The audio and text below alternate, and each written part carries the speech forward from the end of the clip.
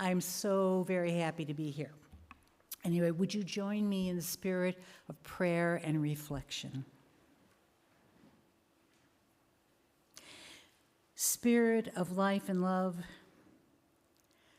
we need you today more than ever as our world seems to be spiraling towards chaos and confusion and war.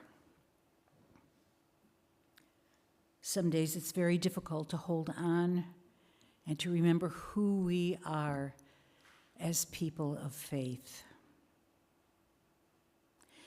Be with us as we navigate these choppy waters and know that we are in a community of faith with like-minded people who are searching for love. Love at the center. Please join me in a moment of meditation. I want to talk to you this morning about curiosity.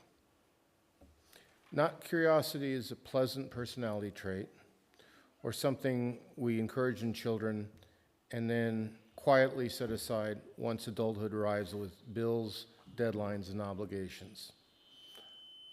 I want to talk about curiosity as hunger. The kind that doesn't let you sleep. The kind that follows you into retirement. The kind that makes you open an old drawer 20 years later, pull out a manila folder, and hear a voice saying, "You never finished this." Many of you probably know the work of M.C. Escher, Impossible Staircases, Hands Drawing Themselves, and those repeating patterns of birds and fish and angels and devils walking together like a divine jigsaw puzzle. I've admired Escher for a very long time, as you can see. Part of me wanted to do what every artist secretly wants to do, find a door that the master hadn't figured out how to open yet. Over time, I came to understand that Escher was not just an artist, he was a geometric artist. He explored the flat world of the plane, the curved world of the sphere, and the strange, shrinking world of hyperbolic geometry. In my private shorthand, he had colonized the flat, the round, and the black hole. So I wondered, was there any territory left? That question sent me back to the old books. I've always loved old mathematics books. They feel to me like abandoned mines, full of passages, shafts, and chambers where someone once found gold and then moved on. One of those books was written in 1913, The Elements of Non-Euclidean Geometry. In it, I found a beautiful mathematical machine. The author had described the familiar geometries as variations of one idea, almost like a dial. Turn the dial one way, and you get one kind of world. Turn it another way, you get a different one. Leave it centered, and you get the flat geometry you all learned about in school. A careful reader could close the book very satisfied. But curiosity is not satisfied only by what is written. Curiosity also asks, what's missing? And something was missing. The author had described the known directions, but he had not asked what would happen if the dial turned somewhere stranger, like into territory he never even mentioned. That was the moment I felt as if I had walked into a room called geometry, pulled off a book from the shelf, and heard the bookcase slide open. Behind it was a hidden passageway. Years ago, when I was still at Lockheed, I wrote software to test that idea. First, I tried the known settings, and everything worked. The familiar geometries arrived exactly where they should. Then I tried the forbidden setting. I expected the mathematics to break. In a way, that would have been great. If it broke, I would know where it broke, and I'd learn something. But it didn't break. Everything that was supposed to vanish, vanished. Everything that was supposed to agree, agreed. The results were strange, wildly strange, but they were consistent. And that's when a chill went down my spine. It felt as if I had pushed on what I thought was a solid wall and heard a door unlatch. I did not yet understand the room on the other side, but I knew the door was real. I showed the results to a brilliant colleague I respected very deeply. He told me they were garbage. And because I respected him, I put the work away. But it bothered me deeply. That is another thing about curiosity. It doesn't negotiate. It doesn't readily accept "I don't know" as an answer. It waits. When I retired in 2024, I found that old book and that old folder again in a banker's box. I rewrote everything from scratch on my own laptop, in my own time, answerable to no one. And I got the same results. Different decade, different tools, independent implementation, same strange answer. At that point, whether the result was strange or not, I knew one thing: it was real enough to deserve investigation. For years, I had been trying to understand the weirdness. The answer seemed to have two parts. One part behaved like an ordinary measurement, distance or angle. The other behaved like something stranger, a kind of twist, orientation, handedness. Eventually, I began to notice that what looked like extra information wasn't garbage. It was structure. It was as if ordinary geometry had only been given us half of the engine, half of the signal. That was a staggering thought. The three familiar geometries were not the whole picture. They were special rooms inside a much, much larger structure. They were landmarks, edge cases on the boundary of a larger map. Step off the familiar axes, and suddenly the map opens into an unexplored territory. Now, on medieval maps, when cartographers reached the edge of what they knew, they sometimes wrote, "Hic sunt leones," here be lions. This is what I wrote on my own little map. When I visualized this new territory, something beautiful and strange appeared. In Escher's hyperbolic world, shapes shrink gracefully towards the boundary. In this new world, everything changes. Size, shape, orientation, twist, the whole thing. The whole plane looks wrinkled, crumpled, almost like a wet dish rag on a countertop. So I called them dish rag tessellations. Escher never saw one. He couldn't have. He didn't have the tools in his lifetime. But with modern computers, I could render something no one has ever seen before. I started all of this because I wanted to be an artist. I wanted to go one step further than Escher. In stubbornly following one nagging question over years of work, I ended up becoming more of a mathematician than I ever planned to be. That, to me, is one of the great lessons of curiosity. Curiosity doesn't merely collect information. It notices the gaps. It asks what the book didn't say. It follows the weird result instead of throwing it away. It keeps tugging on the thread until the whole web vibrates. Last year, I gave a talk about this work at Stanford. And yes, that was very gratifying. But what moved me most was not the setting and not the credentials in the room. It was that 6 members of UUFRC drove down there and sat there simply because they believed the journey mattered. They did not come because they knew complex geometry. They came because they were willing to attend with me and stand at the edge of the map. That kind of support means more than I can ever say. It is one thing to follow curiosity alone. It is another thing to look up and see that other people have come with you, even if they cannot follow every twist and turn of the trail. So this is what I want to leave you with. Curiosity is not asking questions alone. It is noticing what is missing. It is taking a challenge seriously without letting it become the final word. It is testing, rebuilding, and proving something to yourself. Sometimes you begin by wanting to make art, and you discover a continent. I started this adventure wanting to make art better than Escher's, and I became a mathematician. I didn't plan that. Curiosity did. The door was ajar for 113 years. The question was there, just waiting to be asked. Hic sunt leones. The lions are still out there, and they're hungry. Show of hands, how many people here watched Ted Lasso?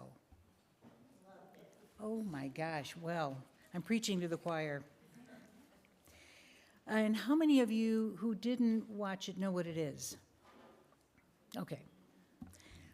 Well, for those of you who don't know, which now seems to be very few of you, Ted Lasso is the name of a 3-season series that was streaming on Apple Plus.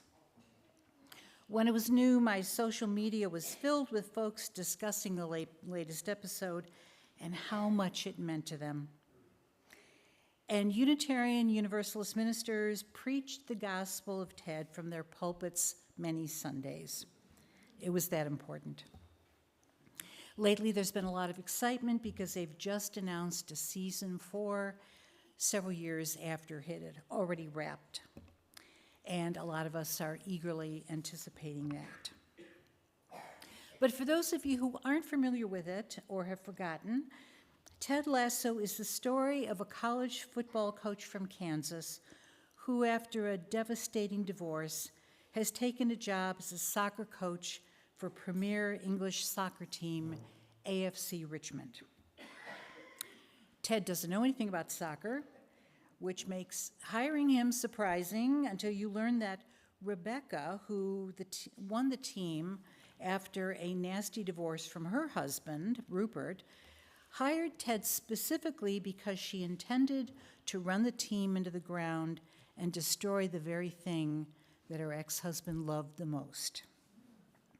She was bitter, she was angry, and she was driven. And she was not prepared for Ted.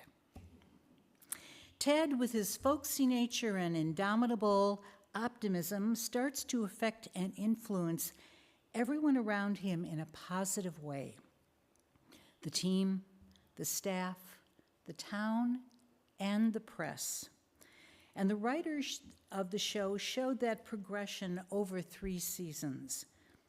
Ted can always find a positive spin or is able to shrug off the negative reactions that come his way and move on to some other issue that's more important. In one of its most memorable scenes, Ted is in the local pub with Rebecca, the soccer team's owner, and her ex-husband shows up with his new girlfriend. Rupert dislikes Ted and what he thinks Ted is doing to his team. Rupert goads Rebecca about her failing soccer season and says he will love sitting next to her in the stadium so that the TV cameras will record both of them reacting to the game. Ted, hating a bully, teases Rupert into a darts game by throwing at the target badly. Rupert, thinking, oh, this will be easy, challenges him with a wager of $10,000. Ted counters with an offer he doesn't think Rupert could refuse. If Ted loses, Rupert can choose the starting lineup for the last 2 games of the season, and if Ted wins, Rupert agrees not to attend the games. Rupert agrees, and Ted says, oh, I forgot, I throw left-handed, and hits a bullseye.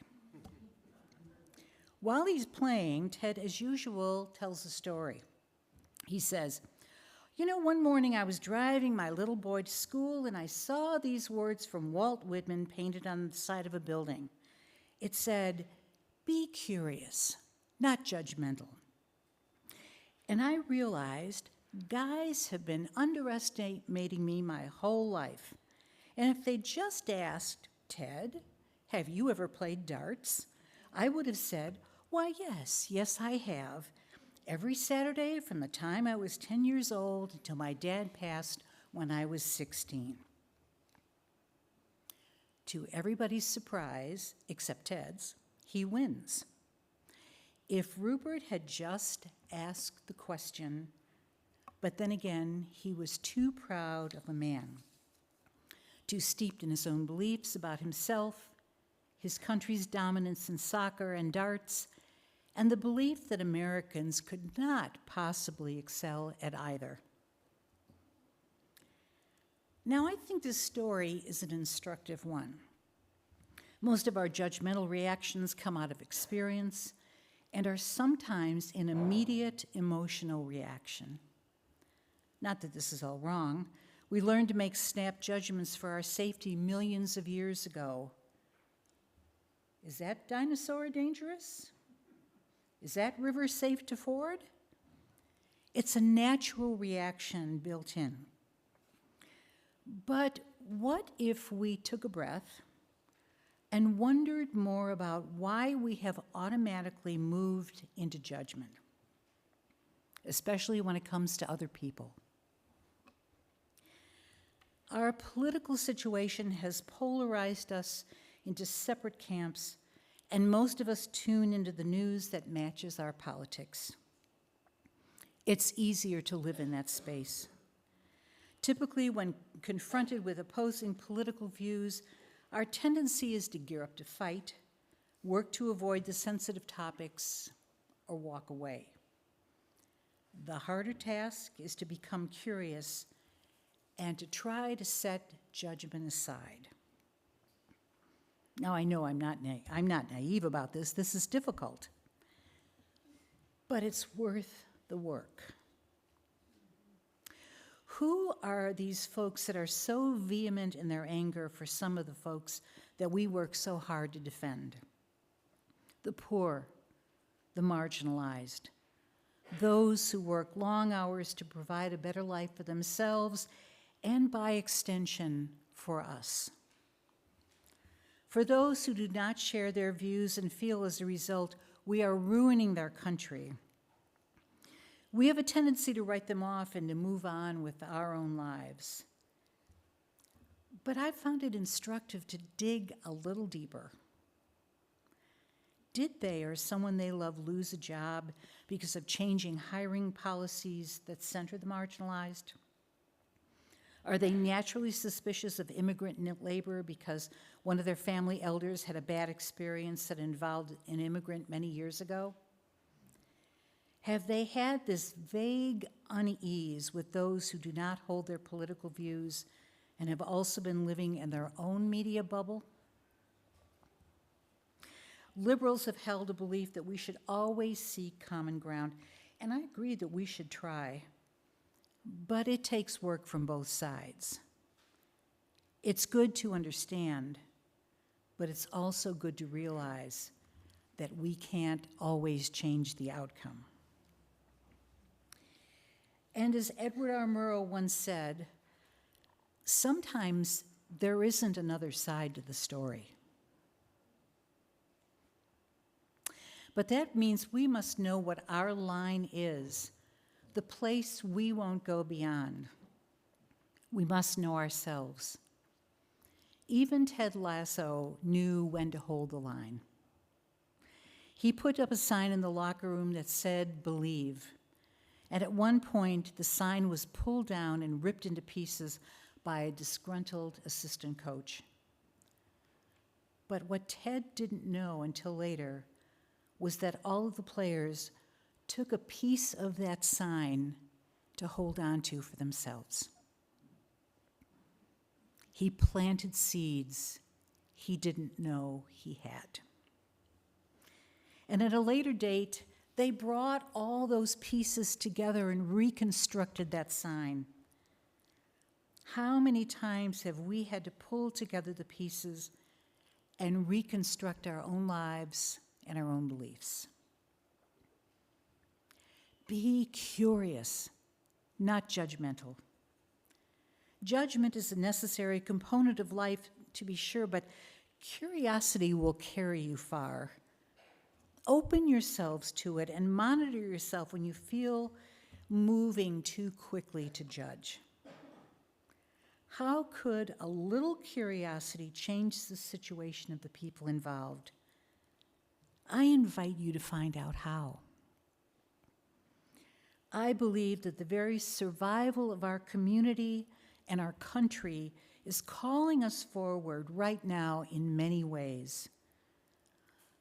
Let curiosity lead for a while to see if and how it can change your life and your perspective. And as people of faith, we can do this while holding our values tightly: justice, equity, transformation, pluralism, interdependence, and generosity, with love at the center, to the glory and curiosity of life.